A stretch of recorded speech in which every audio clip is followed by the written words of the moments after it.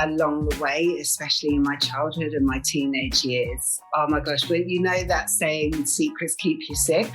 They made me really, really sick. I actually have been to prison 5 times.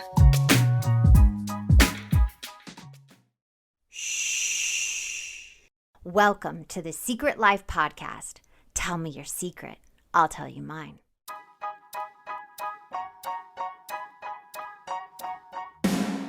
When I first started my recovery 11 years ago, I struggled through the textbook-like material on this subject. I wanted to make the addiction and the recovery from it accessible and relatable to more people by telling it in an entertaining way. Well, I'm super excited to announce I've released my first book, Secret Life of a Hollywood Sex and Love Addict. If I can help just one person find a solution or at least realize they're not broken or alone, then writing this has been worth it. You can pick up the book exclusively at Amazon or signed copy at secretlifenovel.com. And the best way to support our podcast is to subscribe and share. If you haven't left a review or rating on Apple Podcasts yet, please do. It'll help more people find our show. And if you want to be a guest, shoot me a note at secretlifepodcast@icloud.com. Enjoy the episode.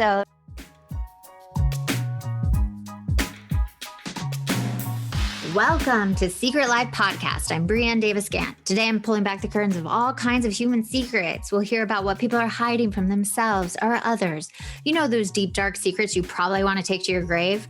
Or those lighter, funnier secrets that are just plain embarrassing? Really, the how, what, when, where, and why of it all. Today, my guest is Natalie. Natalie, I have a question for you. Dun, dun, dun. What is your secret?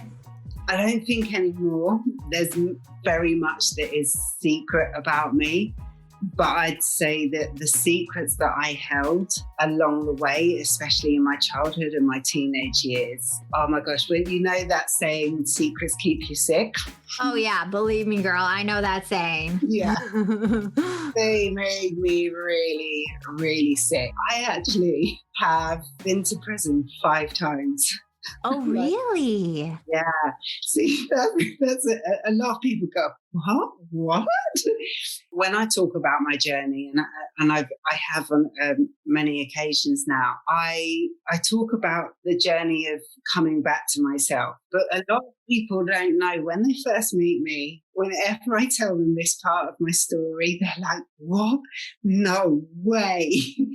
But, and it doesn't often come out in my journey of telling my story, but in my teenage years, I went, because of my secrets and because of those things that I kept locked in the dark and didn't express and didn't communicate, it made me like so internally ill and mentally broken that the self-hatred grew. And then every action that I took that still stayed hidden because they were shameful actions grew, and that led me to then me using substances to escape the dark. Can you tell us what substances? Because as you know, I've used sex and love. I didn't ever get into chemical dependency, but what was yours? I've used everything. So you're like, I whack-a-moled. I did the whole thing. The whole shebang. Yeah, so it started with just using drink and cannabis. But it spiraled pretty quickly. By the age of 15, it was all the party drugs. So ecstasy, cocaine, amphetamines, and all of that. By the age of late 16, early 17, it was crack and heroin. Oh, wow. When those took root. I know these days, it's so far in my past that these days I even struggle to recognize that in myself, that was me. But I love that though, like when someone's gone through the darkest of the dark and then they get to the other side, like those are my favorite type of people. And you can see the depth, because once you've been to hell and back, you know, it's just beautiful. But can we go back to 5 times in jail? 5 times. So what was the first time? Oh, see, the first time I was I was traumatized at the thought. I think I thought that it would never quite happen to me, because even though kind of my early childhood, there was trauma and some chaos, I also knew that wasn't me. That wasn't where I came from. It just snowballed. Like one decision led to another. Yeah. So when they said to me, we're remanding you in custody, like, I literally stood in the dock and I started crying, please don't. I was only remanded the first time, like at this point, they told me a month, but I was absent. And they sent me to a prison that was a very well-known prison in the UK. It was spoken about, and I'd only heard about it on TV. Like, can you say the name of it? Yeah, it's called Holloway Prison. It's quite a renowned prison in the UK. But what did you get arrested for? Because was it substance abuse? Were you intoxicated?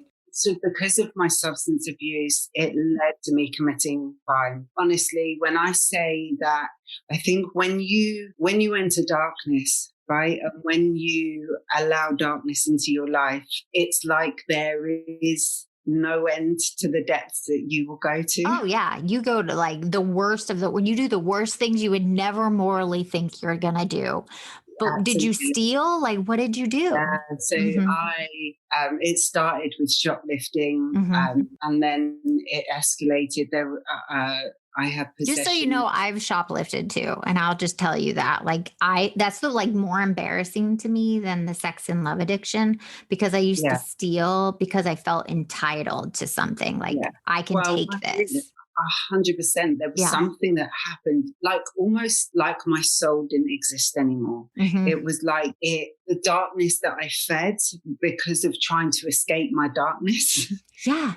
Like just fed more darkness. And so it shut my soul off. It shut my emotions off. I became someone completely separate from the real true me. I was entitled. I felt entitled because the world had made me suffer. And you're like, fuck this world. I'm going to take what's mine. Like, give me what's mine. You've already screwed me over, been taken advantage of. You had trauma. I've had trauma. Is it like 1 in 3 women have had like sexual abuse? And it's like, I'm going to take what's mine at this point. Right? That is exactly what happened. So yeah, because mine started with sexual abuse as a child, and then there was a rape at 14 that I had a termination from, and then absent father who was alcoholic addict, and it's like a recipe for disaster, right? For disaster, desperate for love, desperate. But then scared of love, probably, because you don't even feel like you deserve it, right? So we just create turmoil wherever we go. Absolutely. And because of that desperate need for love, I then sucked towards me people who are completely incapable of giving it because of that. So you replay that pattern. Oh my God, totally. The unavailable. Be like, I want to make this person unavailable. This person's unavailable and I want them to love me so much that I'm going to keep trying. I had deep insecure attachment, and I would definitely go for those deeply emotionally unavailable types that were never going to meet my needs, and actually would compound the belief system that I held, that I was never enough, that no one was ever going to stick around, because they were my deep core beliefs. Not that I knew it at the time, but then I played out those patterns, and every person that I drew towards me created more trauma, like left me feeling even more broken, even more levels of self-hatred. It's like we never stop. Yeah. So you went to that jail, though. I want to go back to that, because that's just like, if you guys are listening out there, like, to look at you and to imagine you've been to jail 5 times, but people say that with my disease. They're like, no, you don't have this. And I'm like, oh no, I was the worst. So the first time you were there for a month, right? Yeah, I think it was 6 weeks in total, because I got remanded twice, and then I got sentenced at the end of those 6 weeks. But yeah, that was the biggest shock to the system. Although I thought I was a little bit of a bad girl, I'm really deep inside, I really wasn't. I was just like, please, somebody love me, or please let me not feel pain. And that was what I ran on. So to end up in this situation where I'm being taken down into the prison cells. Yeah. I must have cried the whole way there. And then I got there and thought, right, you've got to toughen up now. Yeah. You have to toughen up. And I was put into a dorm with 3 other women who were, I think 2 of them were twice my age. I'm like this flipping little broken girl. And I was probably about 7.5 stone because the drug use had obviously sucked everything from me. Yeah. Like I probably stunk to the high heavens. looked as rough as they come, and was withdrawing massively, and I was supposed to go to the hospital wing the next day to withdraw, but one of the women in the room, I said I was going, and they said, oh my gosh, you can't go there. They said they'll like terrorize you. They've got scabies, it's nits galore. They're all nuts in there that you'll get attacked. So I was like, oh, okay. So you just withdrew without going into like any detox? Because they terrified me. I told the prison officers, okay, I don't want to go there. So they said, that's fine. I thought I'd still get my medication on the wing, but I didn't. And so I had spent, I think it was about 7 or 8 nights in a room with other women telling me not to move because you have to move about when you're withdrawing a lot. I was actually horrendous. And I remember one day I was on the landing and I was playing pool with this girl who'd asked me to play pool with her. And I was shooting some pool and she said, oh, what are you in for? And I said, oh, some shoplifting and failure to appear. And I said, how about you? And she turned around, she went, oh, I'm in here for murder. And I was like, oh, okay. She said, yeah, me and my co-defendant, which was my boyfriend, she said, we killed a guy. We would have got away with it, but we buried him under the concrete. And in the summer, the concrete split open and the stench of the body came out. And that's how we got found out. And then just started laughing.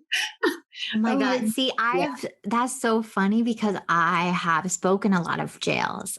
For 2.5 years, I would go down to LA County and speak in the women's jails. And a lot of the women there, and I say this, are in there for sex and love. They've murdered somebody, they've stolen, they've done all those things because underneath they felt so worthless. Did you see that when you were in? Wow. Do you know what? Looking back now, obviously I didn't have that level of awareness at the time, but looking back now, every single one of those women that I met in there were broken women, just broken women. And I think that's what addiction is, whatever way it manifests. You know, for me, it manifested in every which way it could possibly manifest. But it stems from my deep, deep brokenness, my inability to process my emotion, my inability to feel your feelings. Absolutely. It's like we don't want to feel feelings. We don't want to go through sadness, especially as an addict. And we do these things to not feel, to numb out. Absolutely. Absolutely. And I wasn't taught how to navigate those sorts of emotions. And I don't think I think times are changing, right? And we're starting to speak more and people are starting to be more real and raw.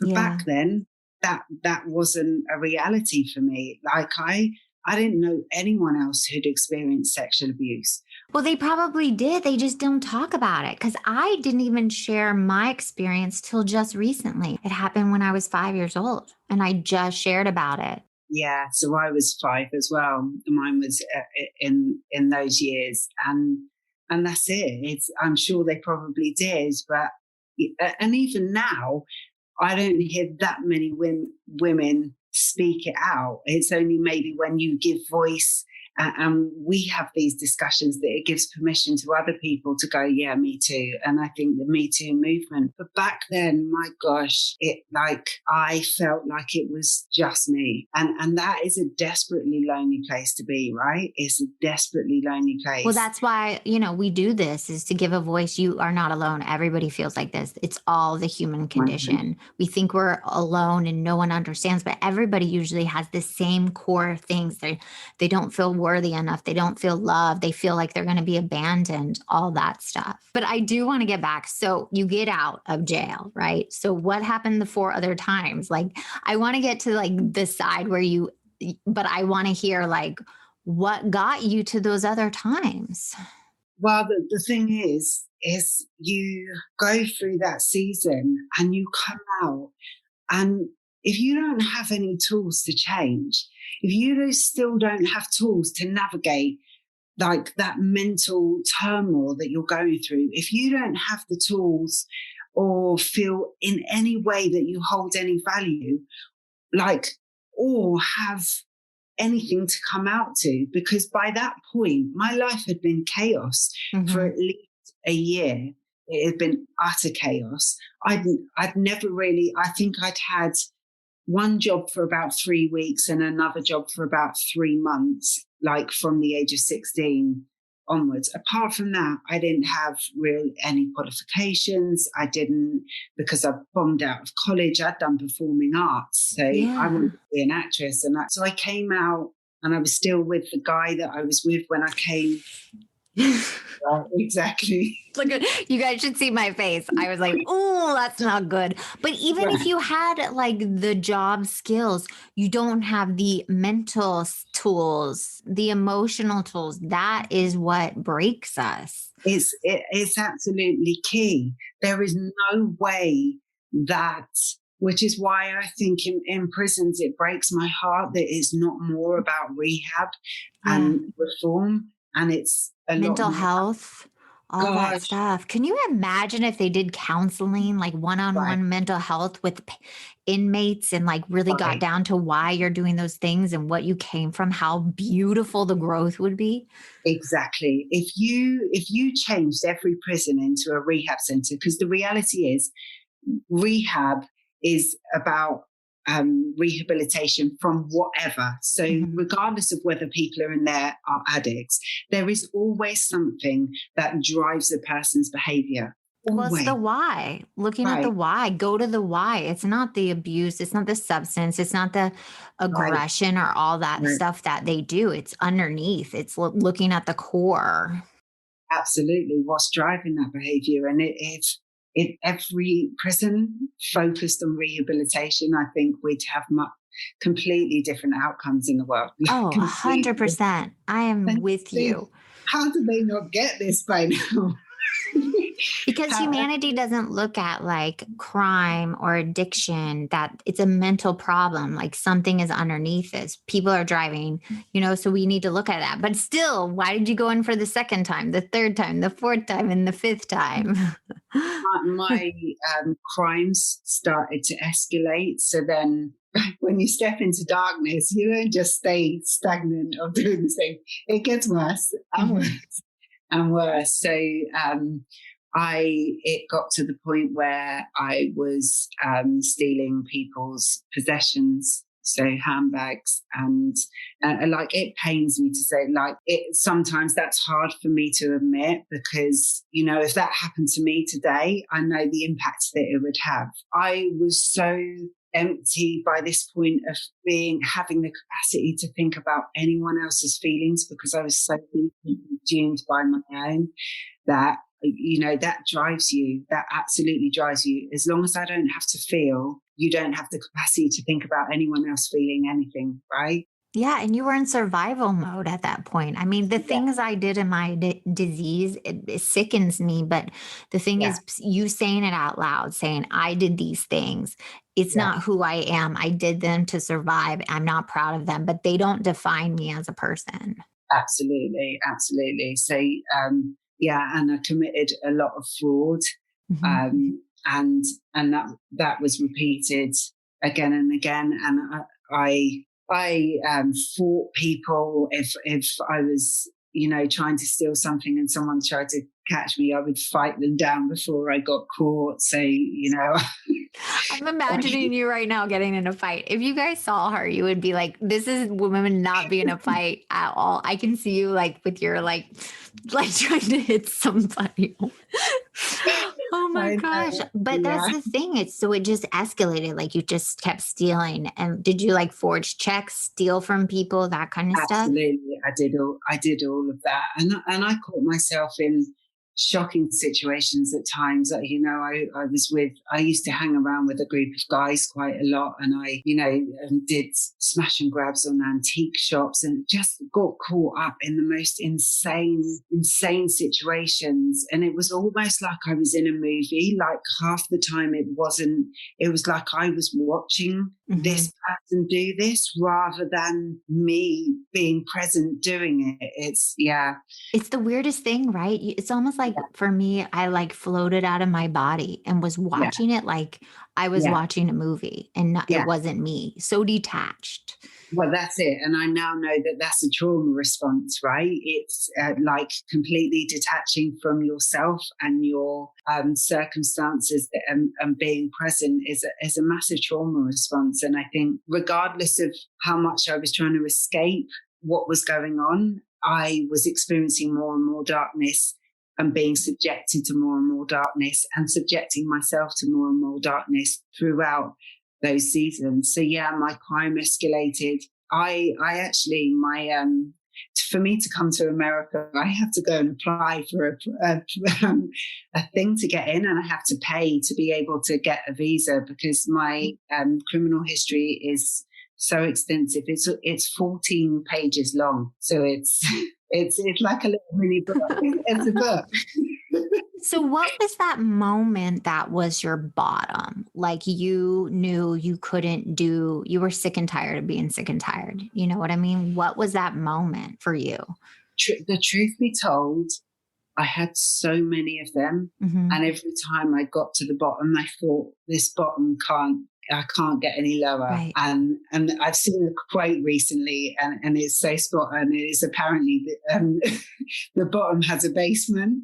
And I'm like, probably. Right. Then a storm shelter. And then like it keeps going down. Right. But what did happen for me is the last time that I went to prison, this is when I got an actual sentence, because the previous times I'd been on remand, but the last time I actually got a sentence. So I was there for 7.5 months. Now that was the first point in my journey because I tried 5 rehabs. I had been to a mental health institution for trying to kill myself. Yeah. And then prison 5 times. So I tried a lot, but I'd never had a long enough period away from the substances for my brain for me to come back to me. Yeah. That's what happened in that season. I actually made one amazing friend who I'm still friends with today. Like she came out and both of us have completely transformed our lives. Oh, that makes me so happy. I want to cry. And it was, I think for the first time that friendship enabled me to like laugh pure tears of laughter and nearly wet myself on a few occasions because we rolled about in laughter so much and I found my sense of humor again, and I found the light that I had again, almost like where a bare house has been in complete darkness and then someone lights a fire in that house, it just in the fireplace. And then all of a sudden, bit by bit, the lights start coming on. And I felt like that was what was starting to happen. And I tried to I was so desperately didn't want to come out and go back to what I was doing. I knew that I'd rather die. I knew that something had to change. So I started going to the church there and even just that, like listening to songs that were uplifting, whether I believed the words or not. It was, I saw people that came in, like the church ministry, the people that came in, they had like this joy in them that like I saw, and I was in absolute awe, like how do people get that? How? So I went on a real journey of me trying to get some connection with some of higher power. So, I tried praying and actually nothing happened. But when I was in prison, but I did a few courses and I started, just making a lot wiser choices for myself. But see, you just said nothing happened when you pray, but people think when you pray, something magical is going to happen. Right. Nothing That's what I was happens. waiting for. But That's there's what something, I'm I know you're waiting for like God to come down and be like, hello, I see you. You know what I mean? But that's the thing about prayer. You know, they are getting answered. We just don't see it. We don't feel it.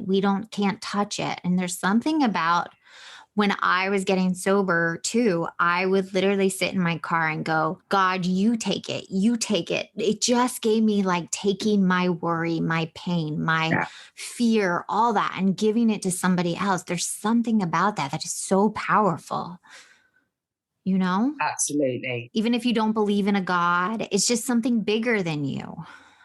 Bigger than you that you can, because if you've carried that weight by yourself for so long, and then you're going, do you know what?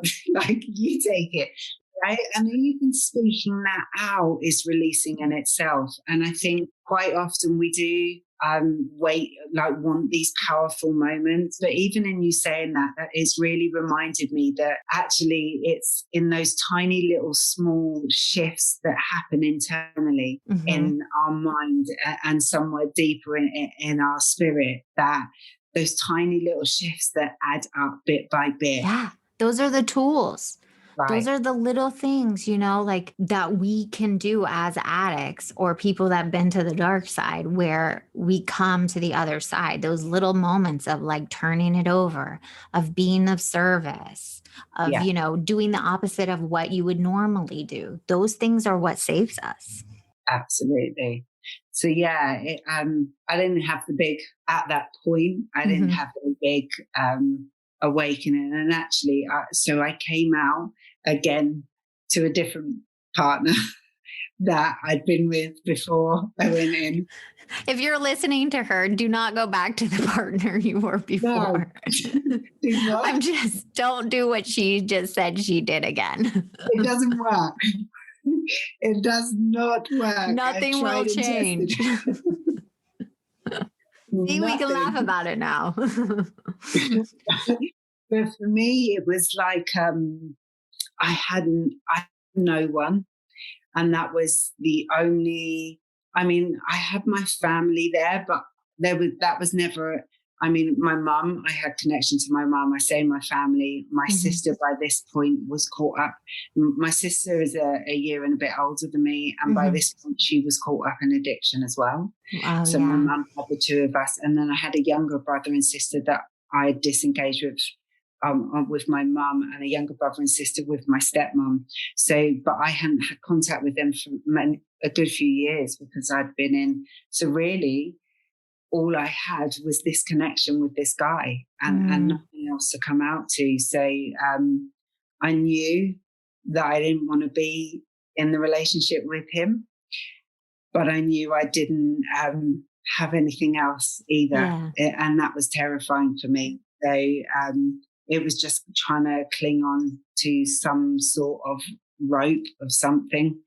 I came out, and within a few days, I found myself back in the most horrendous night of my life. It was like horrendous. I ended up relapsing on drugs, and I ended up with this girl, and she was just doing the most crazy things.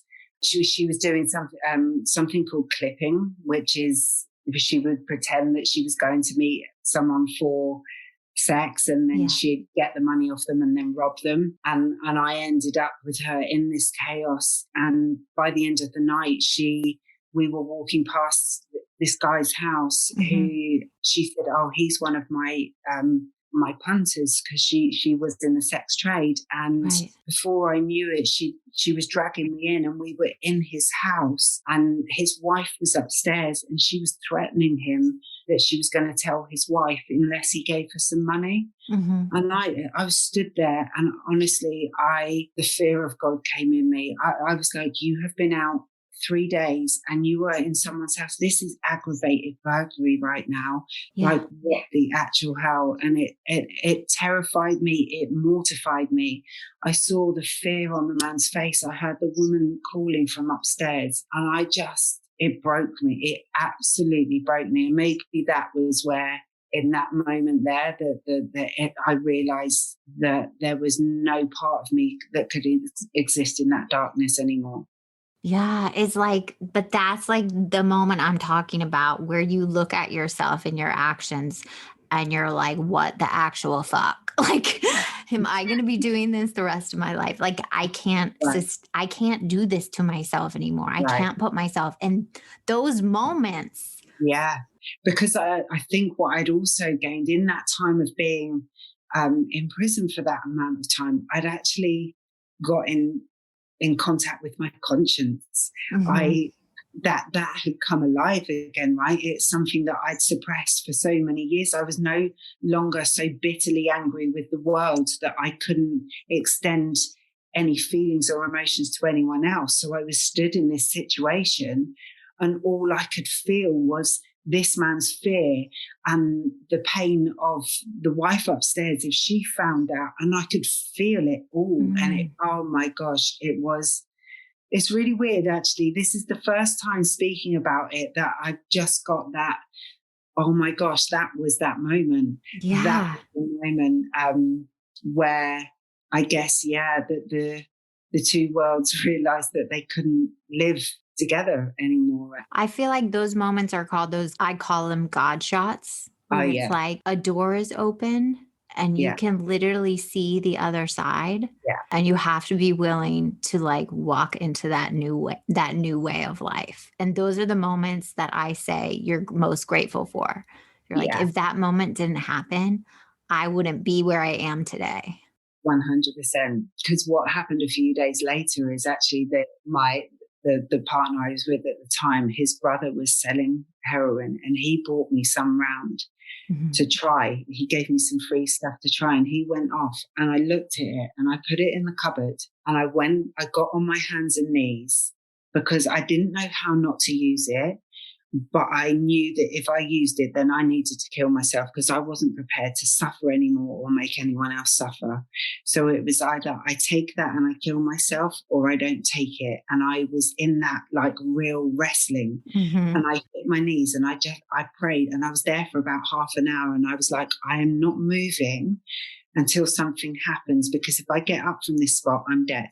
That's it. It's done. Like, done. And after about half an hour, I cannot explain what happened, but I was just washed with a peace that I can't explain. Like it was like love touched me, and I experienced what love and peace was like, pure love and pure Yeah. peace. And yeah, it was just It's like that brief moment that you get to see that you can have that serenity and peace and you can absolutely, yeah. And I'm it like was so, totally crying right now. but I was in tears, but they were tears of pure joy. Yeah. Like I'd never experienced it, and it did only last like a split A moment, but split moment. Yeah. it was enough that something deep in me had shifted. And from that moment, I just knew that things were going to change, like profoundly. And it was such a blessing because I then found out that I was pregnant. Yeah. Oh my God, I'm totally crying like a but like what a blessing. Yeah. And like, obviously, it was terrifying. Oh well, yeah. Motherhood is terrifying. Absolutely terrifying. But And it was motherhood that I knew in the moment, that I knew that I was keeping the baby. I mhm, also knew that I was having to walk that walk alone. yeah. And not only walk that walk alone, but walk that walk while I was still trying to like come back to myself. How brave. How oh my God. Like if I could bow down to you right now, like that is such a brave act to go into motherhood, to go through Um, withdrawal, to step into your truth, to find your self-love and to get to the other side. Like hats off. Like people do not do that work and you should really honor yourself because that is a beautiful journey. Thank you. Yeah, like I mean, I'd love to say. Oh, now I look back. Yeah, it was profoundly brave and stupid. I probably didn't know why. I'm sure, but how many years ago? How old's your child? So my son is 18 now. Yeah. So it's Wow. been And I'd love to sit here and go, oh my gosh, that was it. Life transformed and it was amazing. And that wasn't my journey, because what happened is, yes, I put everything down and I went on this journey of recovery, but it took me many, many years to realize just how deep the trauma was.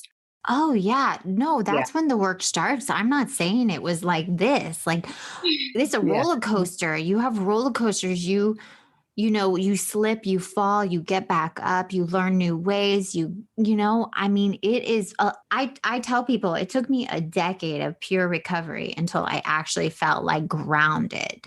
Yeah. And this is it. And I think that for me, I put the drugs down and then I picked up that desperate need for love again. Yeah. It's always at the bottom, baby. It's always at the core. It's always, I said, you find any heroin addict, there's a love addict underneath them. And that's the thing. This heroin addict came into our program. He said, I can quit heroin. I can be off heroin for 30 years, but I can't quit her. Yeah. And that to me was like, yeah, we all come back to those core issues. Of the core issues. And I don't think it took me a long, long, long time to realize just how deep those issues ran, and a long time to reprogram the story that I held. So when I turned my life around with the drugs, the choices that I made in terms of relationships past that, I picked non-committal men who cheated and relapsed on drugs themselves, and I was dragged through. I went on to have another son that was planned, like it was a planned pregnancy. Really wanted a brother for my son to grow up with, wanted that. I desperately looked for that family unit because I thought, okay, that is when I know I've made it. When I get the family and I get the man, like I've made it. They're like, that shit don't fix you, girl. Like, you crazy. That does. I know. I know. I love it when people are like, I get the family, I get the man, everything will be great. I'm like, no, it actually makes things worse. Especially my choices. That's the thing, though. I love all the depth and the different layers and that you're talking about it and that now you're willing to talk about it and share it with everybody else. And I could talk to you forever. This is going to be like the longest episode, but we have to wrap it up. But I have one main question I want you to answer before I let you go. Yeah. If someone out there is in that cycle, if stuck in bad relationships, if stuck in that darkness, acting out, stealing, drugs, all that thing, and they're listening right now, what would be your advice for them since you've been through it? What would be your advice? To break it down into a few small words or one sentence, I'd say you can't do it alone, cannot do it alone. I'd say that you are worth more than you ever know, and you have to start believing in that, and you have to start seeking out opportunities. I think for me, I never, since making that journey to change, I've never stopped seeking ways to grow and putting myself around people who will encourage and facilitate that growth. I think it has to come back to the journey of healing, has to come back to you, because the relationship that is the most vital is the one with yourself. Mm-hmm. And if you start there, for me, the rest follows. I tried to do it the other way around and it didn't work. Like, give you time, learn to love yourself fiercely. And from that place, I think everything else flows. Oh, you couldn't say it better. Honestly, I 100% agree is that if you can find your self-love, nothing else matters. Honestly, nothing else matters. Go ahead. I finished. I know you have something great to say. One more is that there is no place that you can go to that you can't come back from. There is no amount of damage that you believe has happened to you that cannot be restored. Oh, thank you so much for coming on and sharing your truth and your secret and just being so open and vulnerable. Honestly, I'm so grateful. Thank you so much for having me. It's been an absolute blessing. Thank you. And if you want to be on the show, please email me at secretlifepodcast@icloud.com. Until next time.